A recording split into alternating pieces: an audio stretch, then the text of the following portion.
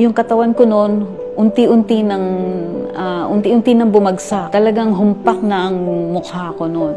Yung mga anak ko, nag-alala sila nung makita nila na nakahiga na ako. Nag-alala talaga sila. Alam kasi nila ayoko magpa-ospital eh. Pero sila nang nagdesisyon.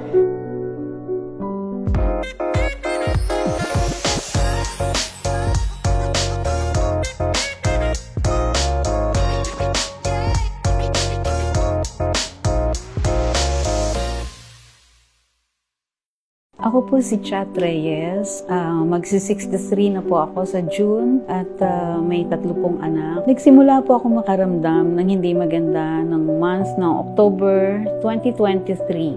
Nahihilo ako, lagi masakit ang ulo at minsan po pag lumalabas ako, tumutumba talaga ako. Kaya nagkaroon ako ng takot na lumabas ng mag-isa. Bago mag-November 2023, nagpa-check up po ako sa doktor at nag-undergo ako ng mga lab tests and in-advise din ako ng doktor na magpakabit ng 24-hour BP monitoring dahil sa hindi regular yung BP ko. Na-diagnose ng doktor na meron akong hypertension stage 1, high cholesterol, and vertigo. At niresetahan ako ng napakaraming gamot. Pero hindi rin naman ako ganong umigi. Tapos nasabayan pa ng yung hirap ko sa pag-ihi. Lalo na pag natutulog na ako, magigising ako na naiihi. At pag-ihi ko, all throughout ng pag-ihi ko talaga, ang hirap. Sobra yung pain.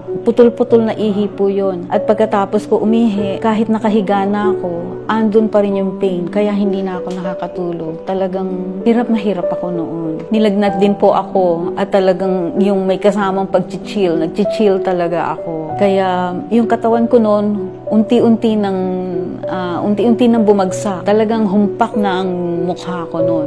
Kaya ang mga anak ko, hindi po ako sakiting tao. Kaya yung mga anak ko, nag-alala sila nung makita nila na nakahiga na ako. Kasi hindi talaga ako yung sumasama ng pakiramdam ko, pero tuloy pa rin ako, nakakagawa pa rin ako. Hindi yung talagang nakahiga na lang.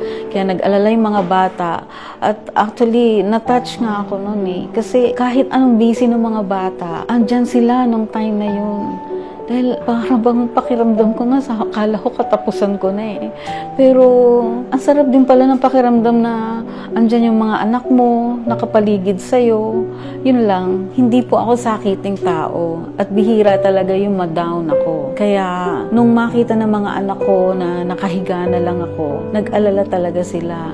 At kahit na alam kasi nila ayoko magpa-ospital eh, pero sila nang nagdesisyon. Talagang dinala na nila ako sa ospital at wala na akong magawa. At sa hospital naman, pagdating ko doon, ayun, nung chinek up ako, lumalabas meron akong severe UTI. Niresetahan naman ako ng mga antibiotics and paracetamol kasi nga po may kasamang lagnat yung aking sakit. Nung pag-uwi namin sa bahay, nirecommend ng anak ko na sabayan ko raw yung gamot ng alkaline-based Supreme Pure Organic Barley para mas maging okay ako. Ika-third day pa lang po ng pag-inom ko, naramdaman ko na talaga yung improvement ng katawan ko. Yung vertigo ko na dating talagang hindi ako makaalis ng bahay kung hindi ako iinom ng gamot, naging okay na. Pati yung ihi ko po, luminaw agad at wala na yung pain, hindi na ganong sumasakit. Ang nakakatuwa po nito, yung mga, kahit na yung mga hindi ko naman ginagamot,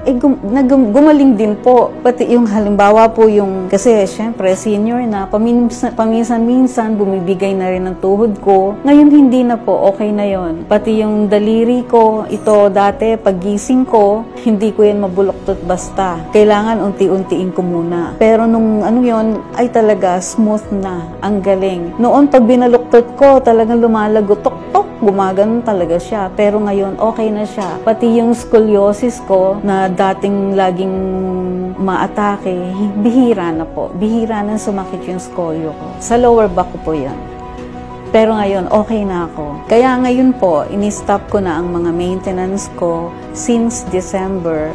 Bali 5 months na po yun. Mula nung December hanggang ngayon. Basta tuloy-tuloy na lang ang aking barley, ang alkaline barley ko. At 1 shot a day for prevention po sa mga sakit. Ngayon, kung medyo masama naman ang pakiramdam ko or sobra ako napagod, twice a day naman. Isa sa umaga, isa sa gabi. Pag masama naman ang pakiramdam ko, ginagawa ko namang twice a day, isang shot sa umaga, isang shot sa gabi bago kumain. Kinabukasan yun, pagising ko, okay na ako. Parang walang nangyari. Kaya try nyo rin po. Subukan nyo po. Alkaline-based, Supreme Pure Organic Barley.